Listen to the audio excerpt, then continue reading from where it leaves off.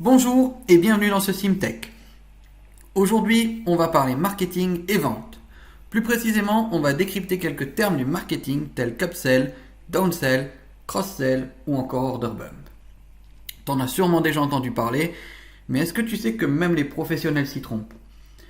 En recherchant des illustrations pour cette vidéo, je suis tombé sur des sites de marketeurs professionnels qui ne savaient pas faire la différence entre un cross-sell, un order bump et voire même parfois un upsell.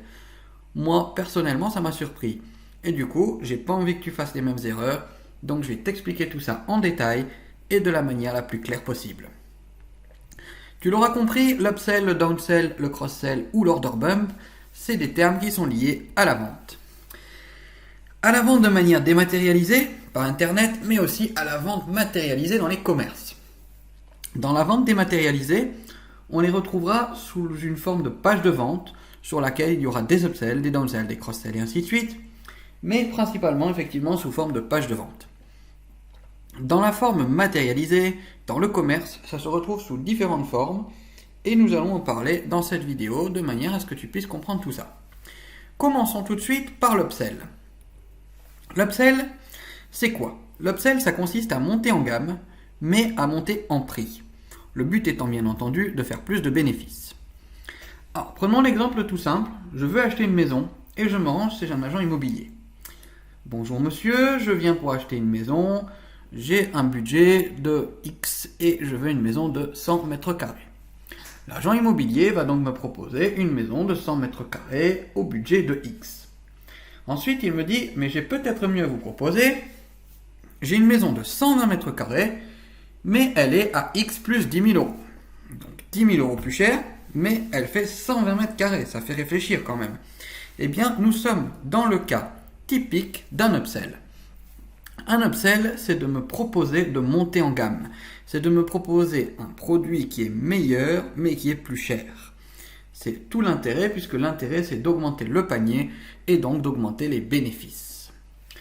Le downsell, c'est up and down, un peu le contraire, mais sans forcément se retrouver avec quelque chose de mauvaise qualité. Le but du downsell, c'est de baisser en gamme pour du moins cher dans le cas où justement le prospect n'aurait pas les moyens de se payer le produit initial. Prenons un exemple. Je veux acheter une citrouille. Je me rends chez un primeur, magasin de fruits et légumes, dans le but d'acheter une citrouille.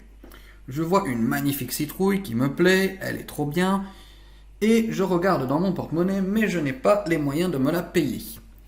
Le vendeur me voit et me dit, écoutez, moi ce que je peux vous proposer, celle juste à côté, elle est un petit peu moins grosse, mais cependant, elle est aussi un petit peu moins chère.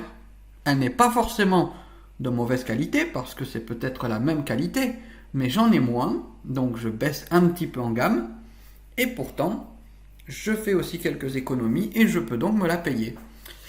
Eh bien, le but de ce downsell, c'est très simple. C'est de vendre quand même.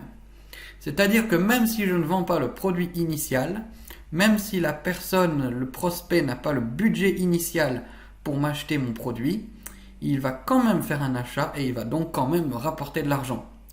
Le but étant de toujours gagner de l'argent. Si un prospect se retrouve dans ma vente, que ce soit physique ou virtuel sur Internet, si un prospect se retrouve dans un tunnel de vente, il doit acheter d'une manière ou d'une autre.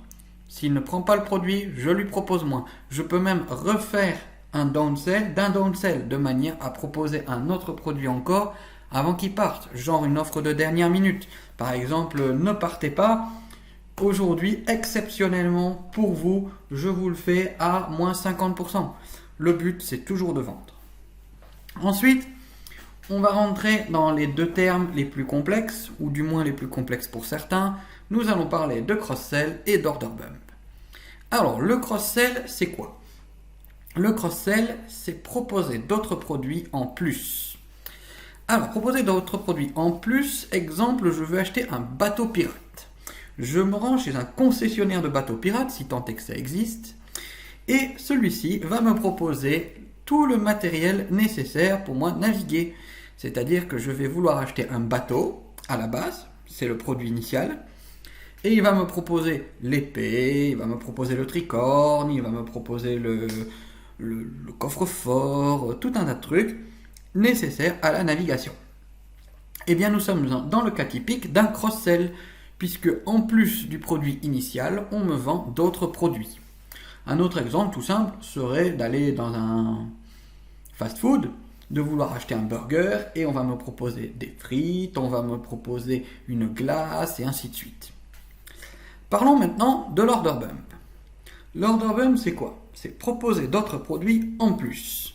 Par exemple, je veux acheter un bateau pirate. Je me rends chez un concessionnaire de bateaux pirates et il va me proposer tout le nécessaire de manière à ce que je puisse naviguer. Par exemple, une épée, un tricorne, un coffre-fort et tout le nécessaire qui me permettra de naviguer. Donc, nous sommes dans le cas d'un order bump. J'arrive pour acheter un produit initial et on me propose des produits en plus. Mais vous allez me dire, c'est exactement la même chose que le cross-sell, non? Mais du coup, c'est quoi la différence entre cross-sell et order bump? Eh bien, c'est simple. La différence entre un cross-sell et un order bump, c'est la notion de temps. La notion de temps, c'est ce qui change tout. Lorsque vous réalisez un order bump, vous vous retrouvez dans votre vente et vous avez la proposition de l'order bump qui est placée à ce moment-là. C'est-à-dire, par exemple, j'achète un produit, exemple, j'achète une piscine, voilà. En order bump, on va me proposer les produits d'entretien de la piscine. Donc, par exemple, le robot pour la nettoyer, des produits et ainsi de suite. Nous sommes dans le cas d'un order bump, c'est-à-dire qu'une fois que j'aurai cliqué sur valider, sur payer, j'aurai acheté ma piscine, peut-être les produits complémentaires, et une fois que j'aurai payé, j'aurai acheté ces produits et c'est terminé, la vente est close. Dans le cas d'un cross-sell, c'est différent. Dans le cas d'un cross-sell, je vais acheter ma piscine, je peux, au moment de l'achat, acheter en plus d'autres produits. L'order bump fait partie du cross-selling. Mais, ce qui change, c'est que je peux aussi les acheter après. C'est-à-dire que par exemple, j'achète ma piscine, je clique sur valider, payer, et j'arrive sur une page qui me dit profitez dès à présent de 50% de réduction sur le robot nettoyeur de piscine. Cliquez ici pour l'acheter de suite.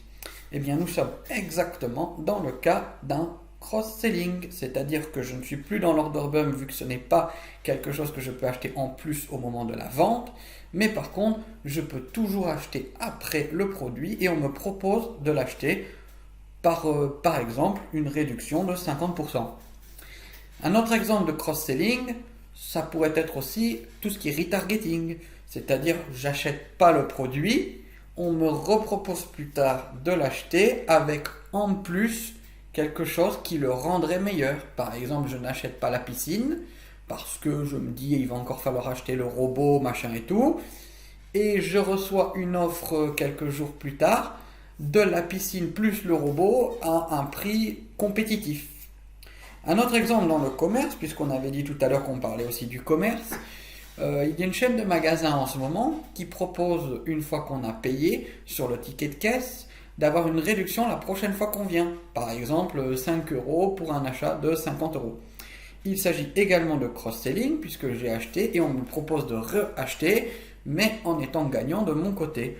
Donc, nous sommes exactement dans le cas de cross-selling. Voilà. Si tu veux en savoir plus à ce sujet, rends-toi tout de suite sur sos-learning.fr. À de suite.